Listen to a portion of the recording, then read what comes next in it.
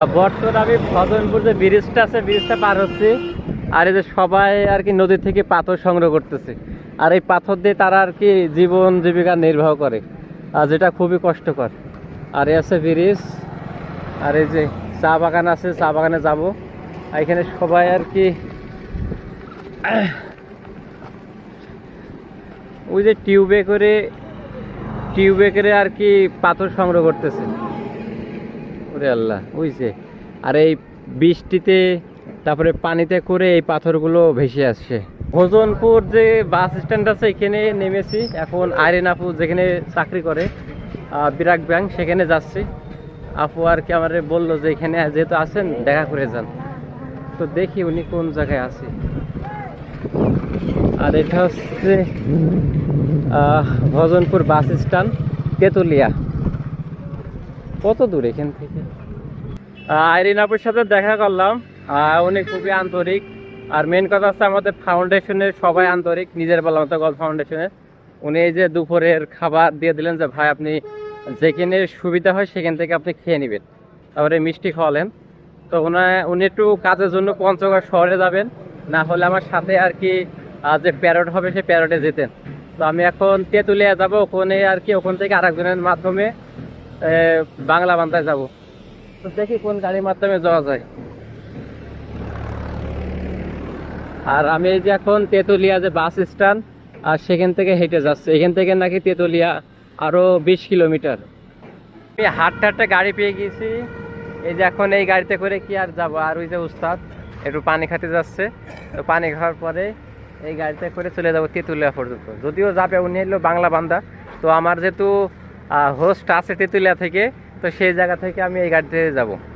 তো আমি খুবই মুগ্ধ যে সবাই আমাকে হেল্প করতেছে, সাপোর্ট করতেছে। আর এই যে খাবার এখন আমার হাতে, দেখি যেখানে বসে খাওয়া যায় আর কি। সম্ভবত তেঁতুলিয়ায় যাই খাবো। তো দেখা হচ্ছে তেঁতুলিয়ায়। এই যে এখন গাড়িতে উঠে পড়েছি, উস্তাদ আমার সাথেই আছেন। তো উস্তাদের পয়সা একটু দেবেন। আমার নাম ফরিদ হক, আমার বাসা পঞ্চগড়ে। বাসা আমার। আচ্ছা, আমি পেশাদার ড্রাইভিং করি। এখন যাচ্ছি লোডে বাংলা বান্ধায়। বাংলা বান্ধায় এলসি মাল লোড হবে ভুটানের। এই গাড়ির লাইনে কত বছর আছেন? গাড়ির লাইনে মোটামুটি 15 বছর। 15 বছর। ও আচ্ছা। আপনার সাথে আর কেউ নাই না? না, আছে আমার সহকারী আছে, সহকারী বাসায় আছে। ও আচ্ছা। তো উস্তাদের সাথে কথা বললাম, আমি হেঁটে যাচ্ছিলাম। তো এখানে স্থানীয় এক ভাই আর কি ভাইয়ের সাথে গাড়িতে তুলে দিলেন। তো এই আছে অবস্থা। আর এইদিকে রাস্তাগুলো সত্যি অসাধারণ, মানে ভারত ভাই। হ্যাঁ। আর এই যে চা বাগান, ওই যে ভারত, ওইটা ভারত। ওটা ভারত? হ্যাঁ। আচ্ছা, আমার ওটা হচ্ছে ভারতের রোড। ওই যে ভারত দেখা যায়, ভারতের রোড। তার কাটা দেয় নাই? ওই যে তারা দেখা যাচ্ছে। ও আচ্ছা আচ্ছা, ওই যে ভারতের রাস্তা।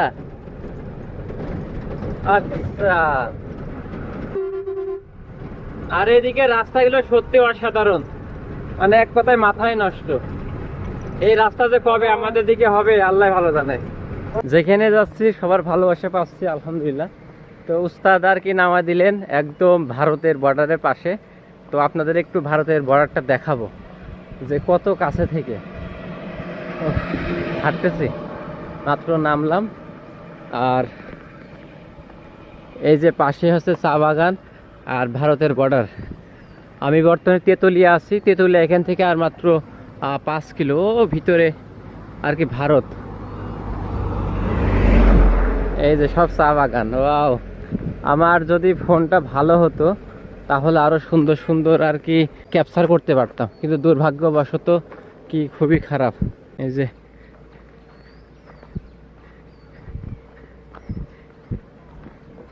এই ভাত খাবেন? ভাত খাবেন? হ্যাঁ, ভাত খাবেন? নেন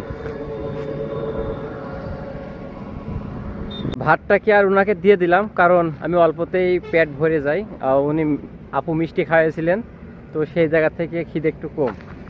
আর আমি এই যে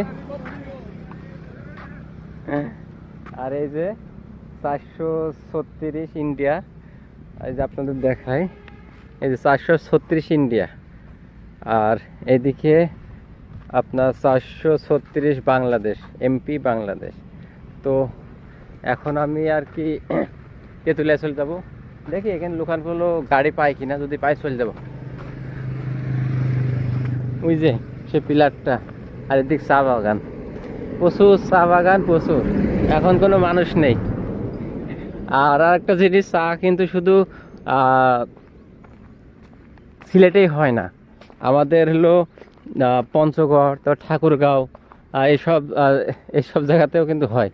আর ওই যে পেছনে কিন্তু আছে ভারতের বর্ডার, তার কাটা দেওয়া রয়েছে, দেখা যাচ্ছে এখান থেকে। আমি আবারও স্থানীয় এক ভাইয়ের মোটর সাইকেলে উঠে পড়েছি। ভাইয়ের নামটা? আমার নাম মোহাম্মদ নূর হোসেন। নূর হোসেন ভাইয়ের মোটর সাইকেলে করে আর কি যাচ্ছি।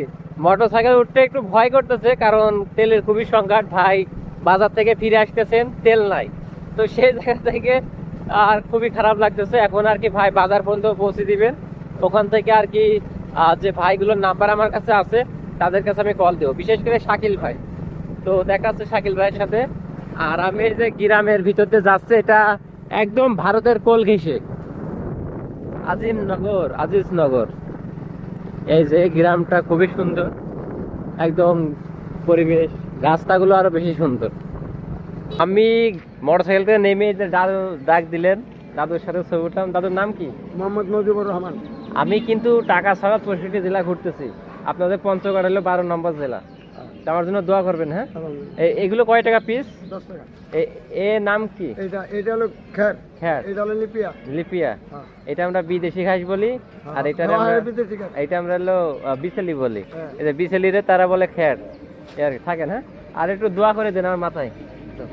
আলহামদুলিল্লাহ, যা তোর আল্লাহ সারা দাস ঘোরা। তাই এটা হাই বলে দেন তো ভাই। টাটা। ঠিক আছে। দাদু মজার মানুষ। তো এখন আমি প্রেস ক্লাবে যাব, ওখানে আর কি সাক্ষাৎ করে বাংলা বান্ধায় চলে যাব। বর্তমানে যে নামে অনুসারে তেঁতুলিয়া, আমি সেই তেঁতুল গাছের গোড়ায় চলে এসেছি। তো এই হচ্ছে সেই তেঁতুল গাছ, যে তেঁতুল গাছের নাম অনুসারে তেঁতুলিয়া নামকরণ করা হয়েছে। তো এই যে গাছের নিচে সবাই বসে আছে, এখানে গাছের যে ছায়াটা, তো সবাই বসে আছে, আর গাছের তেঁতুল ধরে আছে।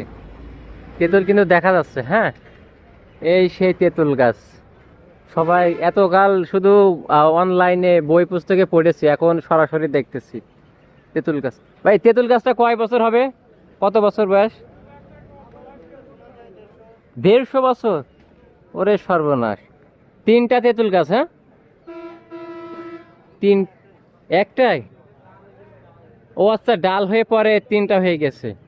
ও আচ্ছা, যিনি সমস্যার সম্মুখীন হচ্ছি, কিন্তু তারপরের যে ধাপটা, এটা যে আমার জন্য এত ভালো, এত ভালো, যেটা আমার কাছে আর সত্যি আনন্দিত।